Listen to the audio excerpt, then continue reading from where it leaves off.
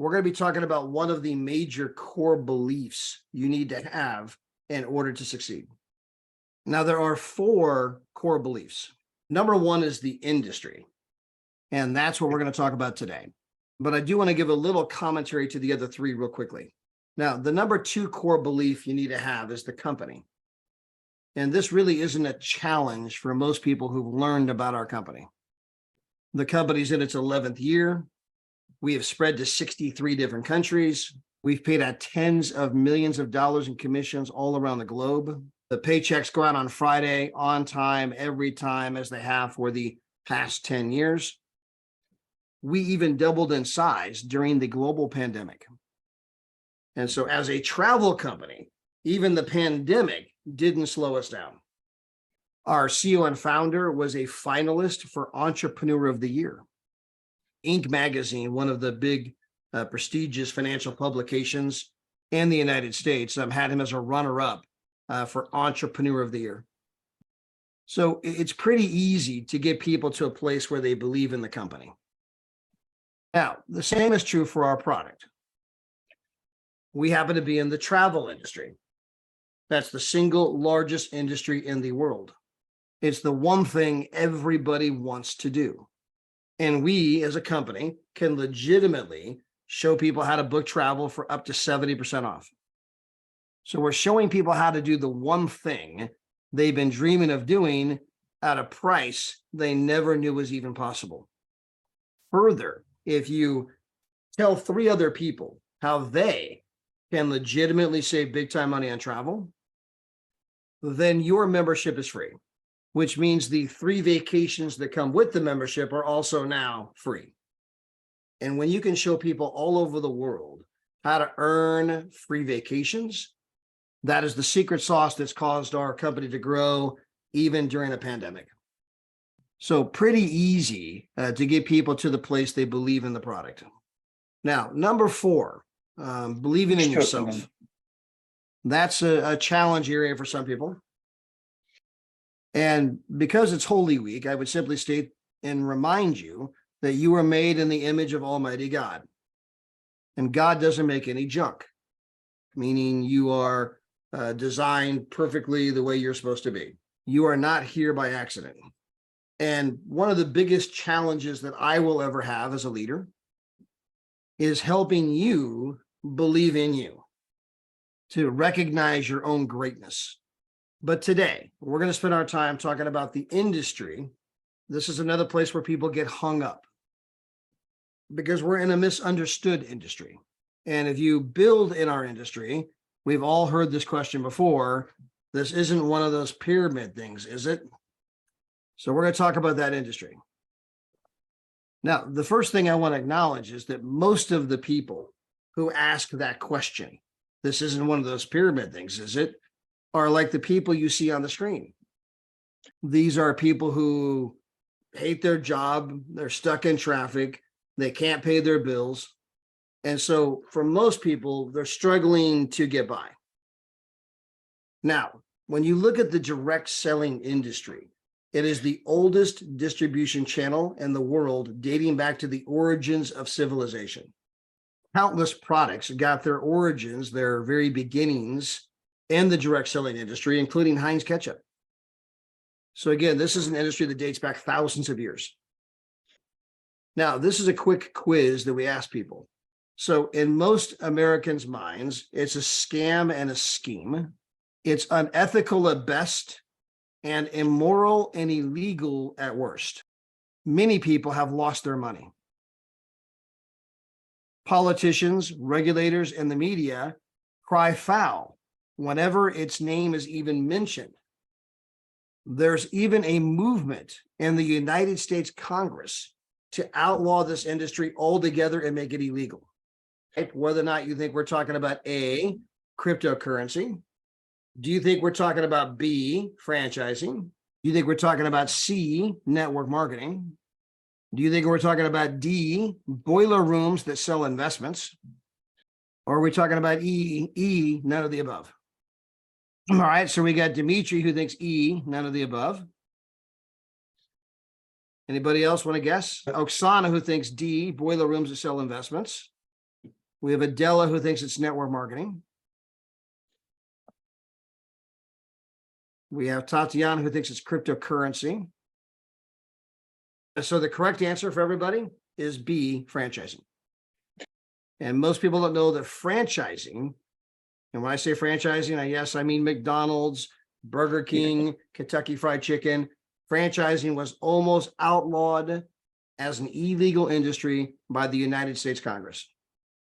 People thought this industry was a scam. Franchising, that's a scam. You want to charge me money for an idea? No one had ever heard of such a thing. And of course, some of the early ones didn't succeed. And so understand that all opportunities go through three phases.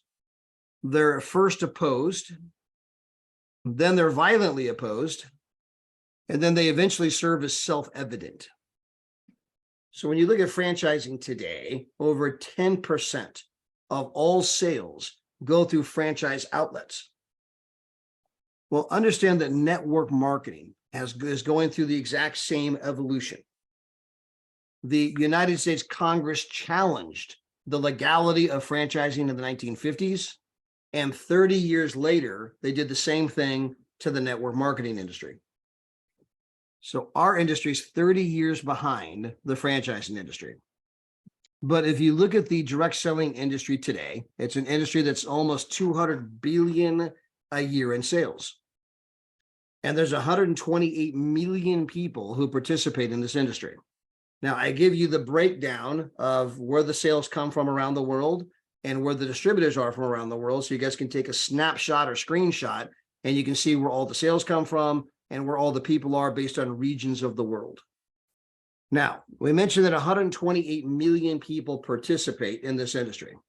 I want to put that in context. There's only 67 million people in the entire country of France. So you could take the entire population of France, the entire population of the United Kingdom, and that's how many people are participating in one of those pyramid things. And I want to remind you, we are 30 years behind the franchising industry, meaning that our industry is just getting warmed up. Our explosion of growth has not happened yet. Now, I mentioned that our sales are 200 billion as an industry, but the question is, how big is that? I want to try to put that in context, in a visual representation you might understand. So whether you're a fan of European football or you're a fan of the NFL here in the United States, both have fans like you can't imagine. Whether you're doing European football or the NFL, the stadiums are packed. The countries that support those sports are fanatical about, they got the flags and the shirts, and they're crazy excited about their sports teams. So this is big time business. And both European football and the National Football League do approximately about 10 billion a year in sales. That is a massive business, by the way. But when you compare 10 billion to the $200 billion network marketing industry, it looks rather small. So if you look at the screen, I wrote 10 billion, but I made the font 1/20th the size as the 200 billion, because the NFL and European football is 1/20th the size of the network marketing industry. Now, some of you may have to move closely. Some of you may have to put on your glasses, but you can see the 10 billion is there. And it looks like an ant compared to the 200 billion. That's to help you understand just how big the network marketing industry has gotten. And I want to remind you, we're 30 years behind franchising. It's only getting bigger every single year. Now, this is an older slide, but the sales numbers are pretty close. And it shows the breakdown of industries that we know. For example, you could take all of the sales from the National Football League, combine that with all of the sales from the entire music industry, combine that with all of the sales from the movie industry, combine that with all of the sales from the organic food industry, and all of those industries combined are smaller than the network marketing industry. So this is a massive industry and it's getting bigger every day. Now, before we go any further, I just want to ask you a simple question. If you were looking for advice on technology or money, whose advice would be better? your friends and family, represented by the Simpson family, or the advice of Mark Zuckerberg, Steve Jobs, or Bill Gates? So whose advice would you follow? Would you go friends and family or the billionaires? And the reason I pose that question is that I know that we all have a lot of people out there who don't think very highly of what we do. They say it's one of those pyramid things. So on the screen is George Soros. He's a billionaire. In fact, he donated $32 billion of his money to charity. And even after giving away $32 billion of his own money, he's still the 71st richest person in the world. So while your friends who are having trouble paying their bills and are saying, I would never get involved with network marketing, one of the richest men in the world just increased his holdings by 80% in Herbalife.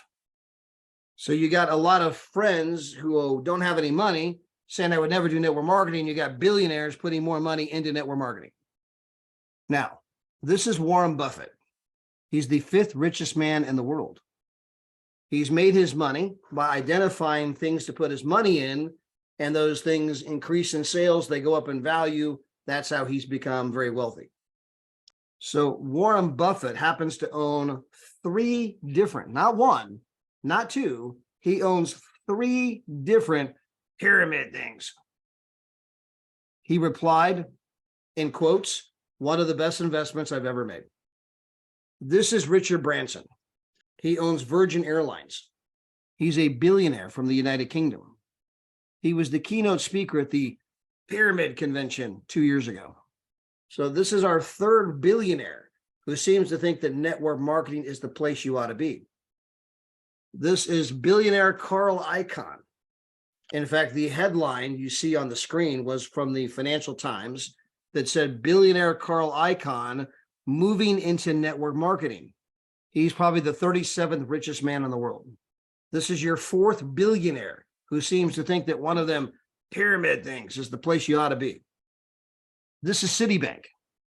It is one of the largest financial institutions in the entire United States. Citibank has $2.4 trillion in assets under management. To put that in context, the entire gross national product of France is only 2.6 trillion. This is a bank that's bigger than most countries. Citibank happens to own one of the largest pyramid things in the entire United States. This is Donald Trump.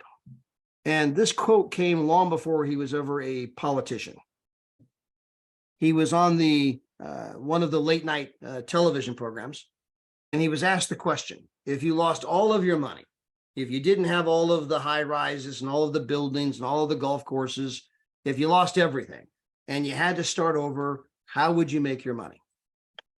To which Donald replied, if I were starting over today, I would make my millions in the pyramid industry.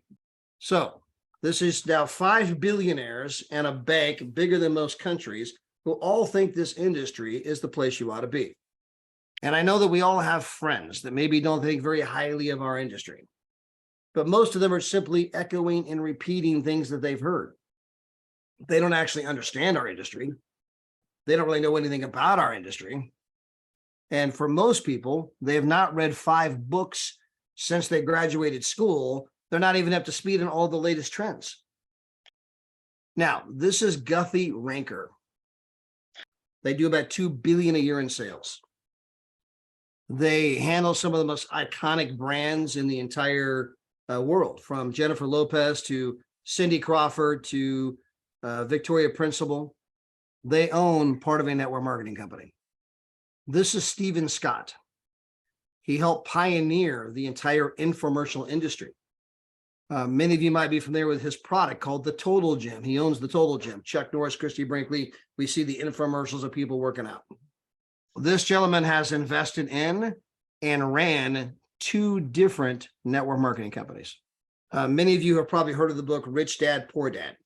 Robert Kiyosaki is the author, one of the financial gurus of our time. And Robert Kiyosaki says network marketing gives people with very low risk a chance to acquire great wealth. In fact, Robert Kiyosaki even wrote a book with Donald Trump called Why We Recommend One of Them Pyramid Things.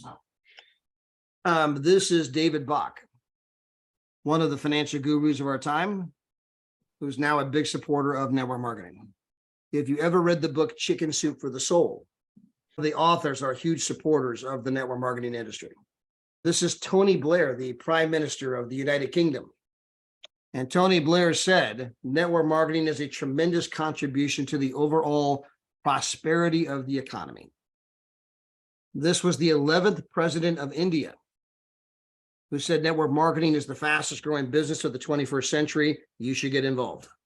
This is Brian Tracy, one of the most sought after consultants in the world. He stated that the future of network marketing is unlimited. He said there's no end in sight.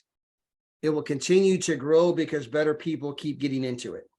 One day, it will be one of the most respected business methods in the world. This is Harry S. Dent Jr. He is an economist who's made all kinds of incredible predictions in our economy, predicted all kinds of major trends. And he says network marketing is the place you ought to be. This is Dr. Charles King. He's a Harvard PhD. He began teaching classes at the University of Illinois. He actually had college classes where you could get credit for taking his collegiate course on one of them pyramid things. He wrote a book called The New Professionals, The Rise of Network Marketing as a Next Major Profession. And by the way, I happen to be quoted in that book. This is Bill Farley. He lives next door to Oprah Winfrey. И это Билл Фарли. He's done some of the most iconic brands from Fruit of the Loom, Christian Dior, Jordache. He is a huge supporter of network marketing. And this is President Bill Clinton, a big supporter of network marketing. This is Paul Zane Pilzer, a leading financial genius, who calls the industry the next trillion. This is Tony Robbins, big supporter of network marketing. Stephen Covey, 7 Habits of Highly Effective People, a huge supporter. Most of you probably don't know that Sprint got its initial customer base from network marketing. So even Sprint used one of them pyramid things to get all their initial customers way back when. These are other famous celebrities, from Megan Fox to Manny Pacquiao, who are involved in the direct selling network marketing industry. And then finally, if you are a reader of the Bible and you are a reader of how they built the Christian church, Jesus sent them out 2 by 2. Jesus says, I will teach you to be the fisher of men. They went town to town, house to house, told the story. They got rejected. Jesus taught them how to deal with rejection. They built the single largest organization in the world. And if you study how our Lord and Savior built his church, it's very analogous to what we do in the network marketing profession. Now, I spent a lot of time covering all of that because it's important to know that trends make you rich. And most people, meaning your friends and family and people you bump into, are on the wrong side of the trend, which is why they're not rich.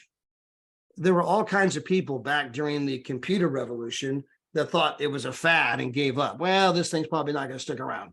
I don't know if this thing's really going to be the wave of the future.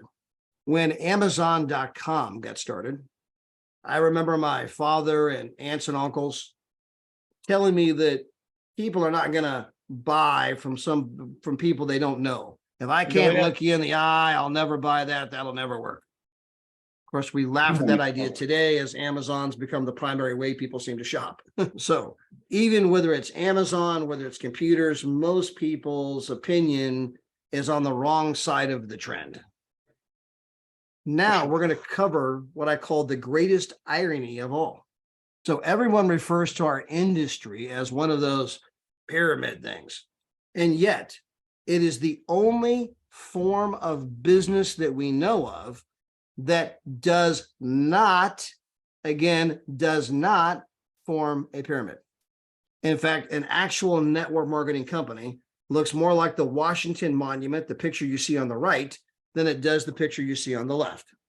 They come out like a pyramid on top. They come down very, very, very, very deep. They eventually shrink at the bottom. They look nothing like a pyramid in any way, shape, or form. And the further irony is it doesn't matter where you find yourself in the structure. There's probably 100 people that are above Tatiana, but they don't make as much money as Tatiana. So your position in the structure is not what dictates your income. Now, is that true at the place where most people work? And the answer is no. In fact, if I were to ask you in this structure here, and this is the structure of almost any company, any organization in the world, in the United States, and if I said, who makes the most money, we all know the answer. Who makes the second most amount of money? Who makes the least amount of money? Now, if you are, for example, at the Chrysler Corporation and you're making cars, you're one of the people on the floor making cars, can you even make more money than your immediate union supervisor? No, you cannot. It doesn't matter how hard you work. You cannot make more money than the guy above you. What are the odds of the person there at the bottom making cars getting to the top where the CEO is? Meaning you're in a pyramid and where you fall in the structure dictates your income. And that's how it works at almost every place. Every single person you know works. And if you look at the military chain of command, it's a pyramid. By the way, the Catholic Church has their hierarchy online. You've got the Pope, cardinals, archbishops, bishops, priests, deacons, congregation. Everything you can think of forms a pyramid, except network marketing. Again, there's 100 people above Tatiana that don't make as much money as Tatiana, meaning where you fall in the structure does not dictate your income. What you do is what dictates your income. Now, a couple final thoughts on money. It was Warren Buffett, the fifth richest man in the world, who said that if you don't find a way to make money while you sleep, you will work until the day you die. And the reason most people can't get ahead is that if they're not there working, there is no money. Now, this was outlined by Robert Kiyosaki, Rich Dad, Poor Dad, in his book, Cash Flow Quadrant. 5% of the population controls 95% of the money because they figured out a way how to make money while they sleep. And our industry can show you how to do the same thing. By the way, this is a big debate here in the United States over the student loan debt. So the United States Congress has been debating, should we bail out all of the students who are struggling to pay back their student loan debt? Whether you think that's a good idea or a bad idea, that's not the point.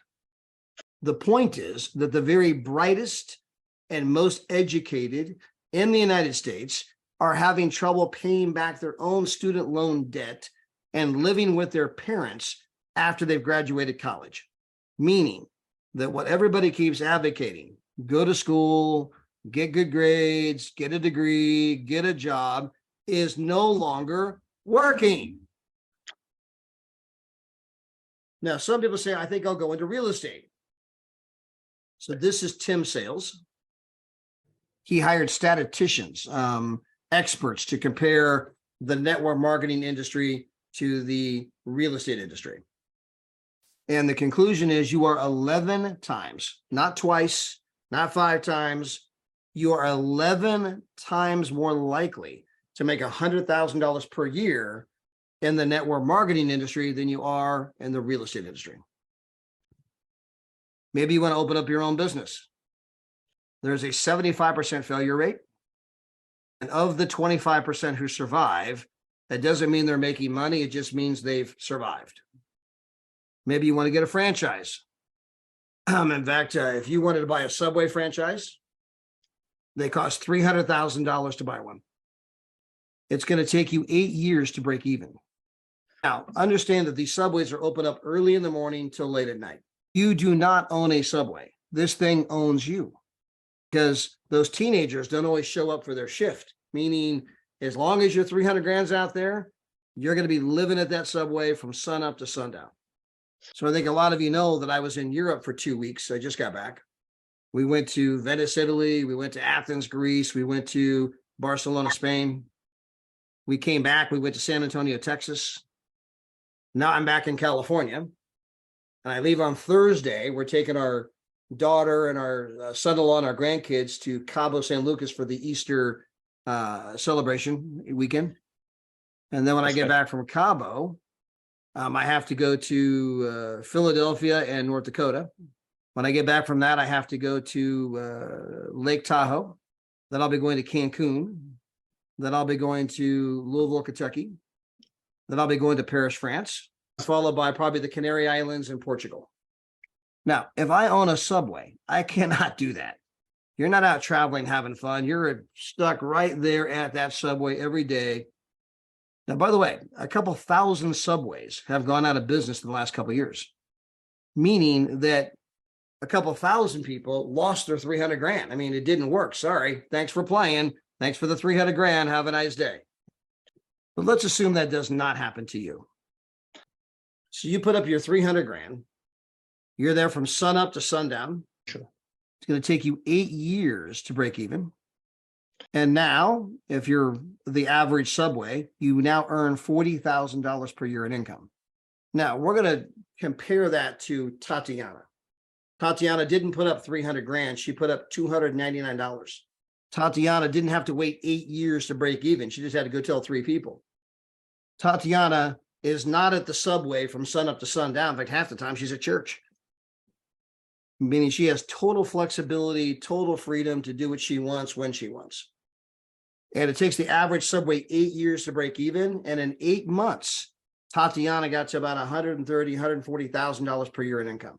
So Tatiana is making nearly 4 times as much money as the Subway franchise owner. It's going to take him 300 grand, 8 years to make 40 grand a year. Tatiana put up $299, and 8 months later, making 4 times almost as much as the Subway guy hopes to make 8 years from now. Now, by the way, I'm not just picking on Subway. 51.5% of all food franchises only make less than 50 grand a year. We have 4-star directors that make more money than food franchise owners. This is Napoleon Hill, Think and Grow Rich. And in his famous book, Think and Grow Rich, he said the number one reason people fail in life is because they listen to their friends, family, and neighbors. These are all people who probably mean well. Your friends, family, and neighbors are all people who probably mean well, but they're not experts on money, which is why they don't have any. And I'm not saying that's their fault, because their parents probably didn't have any money, and their parents' parents probably didn't have any money. So nobody in the family was ever really taught how to get ahead financially. So sometimes they say stuff with the best of intent, but they don't know what they don't know. And I hope that today, at least in the network marketing arena, that you have a better understanding of just how incredible the industry is that you're involved with. As I mentioned, there are 4 core beliefs. And I hope today that I've helped raise your belief in the industry so that you can boldly tell people what you're involved with and better educate your friends and family so that they can look into our industry and discover for themselves how incredible it is. And through that education process, you're going to help your friends and family make a ton of money. Thank you, Tatiana. Thank you, Nick.